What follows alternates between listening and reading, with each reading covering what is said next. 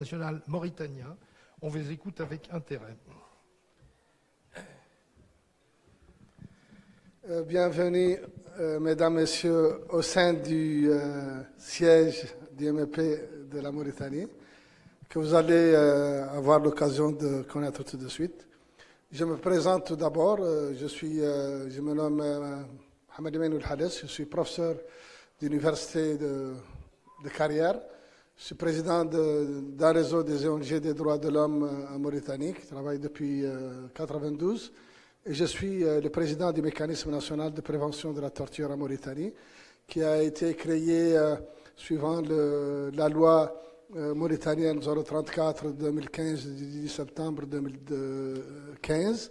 Et nous avons eu l'honneur d'être le second mécanisme national de prévention de la torture à être créé après la Tunisie dans le monde arabe. Donc, le mécanisme national, comme je viens de le dire, de la prévention dénommé MNP, a été mis en place le 20 avril 2016, en vertu de la loi 034-2015, en date du 10 septembre 2015, en application du protocole facultatif de la Convention contre la torture, ratifiée par la Mauritanie en 2012.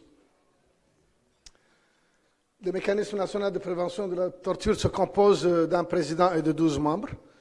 Ils sont sélectionnés parmi des candidatures. Il y a deux médecins, 2 avocats, un professeur d'université, 2 personnalités indépendantes et 5 ONG travaillant dans le cadre de la prévention de la torture. Le MNP comprend un secrétaire général nommé par Conseil des ministres et les membres sont nommés par décret présidentiel et ils ont un mandat de 4 ans, renouvelable une fois, partiellement ou totalement.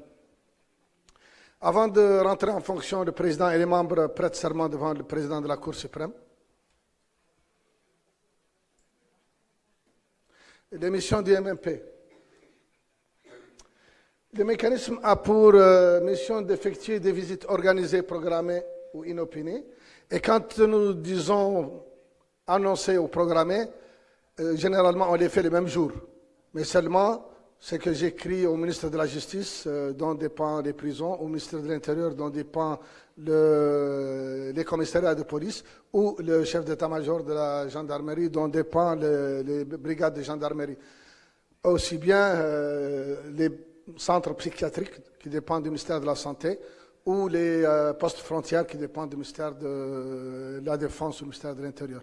Donc, des visites inopinées que nous faisons sans préavis ou des visites annoncées, mais généralement le même jour. Mais seulement, il doit y avoir un courrier officiel.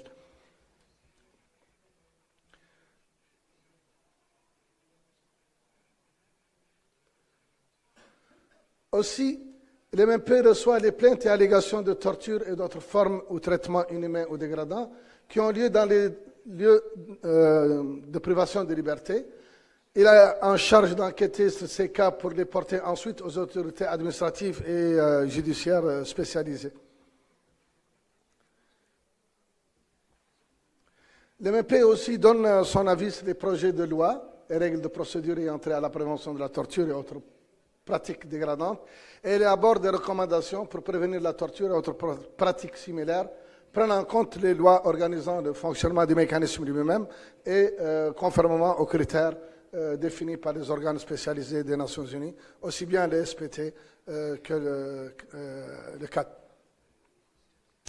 Le MNP aussi s'attelle à sensibiliser les acteurs concernés sur les inconvénients de la torture et autres traitements inhumains ou dégradants et à suivre la mise en œuvre des recommandations issues de ces rapports. C'est-à-dire que quand on fait des visites, elles sont sanctionnées par des rapports dans lesquels des recommandations sont faites et nous avons le suivi de ces recommandations avec les autorités concernées. Généralement, ce suivi se fait à travers un dialogue constructif et la loi donne un délai d'1 mois aux autorités pour remédier à ces recommandations, mais à travers un dialogue constructif entre le MNP et les autorités concernées.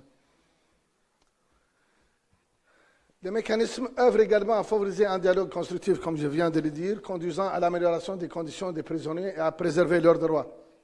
Le MMP œuvre aussi à établir une étroite coopération avec la société civile et les institutions de lutte contre la torture. Et là, il est important de souligner que nous avons essentiellement une coopération avec la société civile qui a trait et qui travaille dans les lieux de privation de liberté, qui ont une expérience dans le travail et sur le terrain. C'est très important. Nous avons organisé des ateliers avec ces ONG et nous sommes en train de sélectionner parmi la société civile, parce que toute la société civile a tendance à travailler avec tous les organismes, mais nous ciblons essentiellement les ONG qui travaillent dans le cadre des lieux de privation de liberté.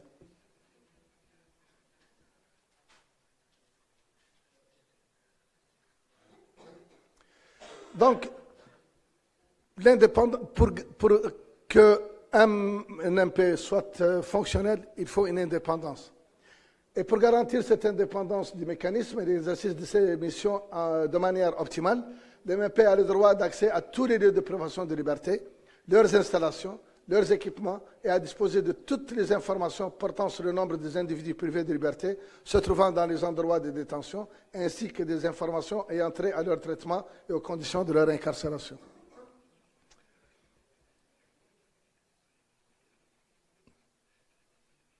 Le mécanisme peut aussi, en outre, s'entretenir en partie et sans la présence de témoins, c'est un petit pléonasme, avec les individus privés de liberté, que ce soit directement ou par l'entremise d'un interprète, ainsi qu'avec toute personne qui peut lui fournir des informations. Et là, je voudrais souligner que sur le terrain, on a expérimenté en pratique cette loi qui nous permet cette indépendance. Nous avons eu la visite du sous-comité de prévention de la torture en Mauritanie, et ils ont visité avec nous l'une des grandes prisons de Nouakchott, la capitale, où il y avait trois sortes de détenus. Il y avait les détenus poursuivis pour crimes crimes de la torture, plutôt crimes de terrorisme. Il y avait les mineurs et il y avait les droits communs. Nous avons aussi, suite à une formation avec l'APT, eu à visiter une autre prison comme l'APT comme observateur et bien sûr les SPT comme observateurs. Et nous avons fait ces visites de façon annoncée, régulière. Mais tout dernièrement, entre le 27 et le 30 novembre, nous avons eu une formation avec l'APT et nous avons eu le contrôle général, quelqu'un du contrôle général français, où on a eu à visiter 2 commissariats de police dans la capitale d'une façon inopinée et du matin de 9h à 18h de l'après-midi et sur le terrain nous avons compris que cette indépendance est réelle.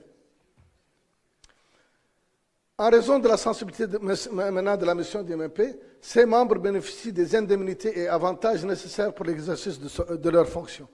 Le président du MMP a rang de ministre, les membres ont rang de magistrat et toute tentative d'enfreindre ou de bloquer le travail du MMP est considérée comme le blocage de l'exercice du travail d'un magistrat assis.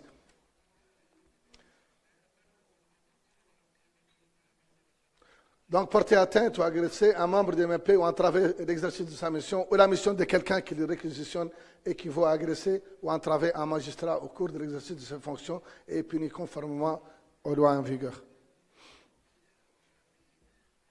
De même, les membres du mécanisme ou les personnes réquisitionnées par lui ne peuvent être poursuivis ni recherchés ou être l'objet de procès en raison de leur avis ou des faits ou actes entrepris dans le cadre de leurs fonctions, même au terme de celle-ci. Je vais vous demander de conclure.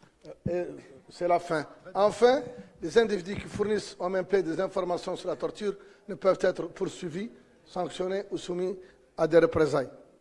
Je vous remercie pour votre attention. Effectivement. Merci pour cette présentation qui nous a certainement convaincus que vous respectez à la lettre les directives de l'OPCAT. Voilà, donc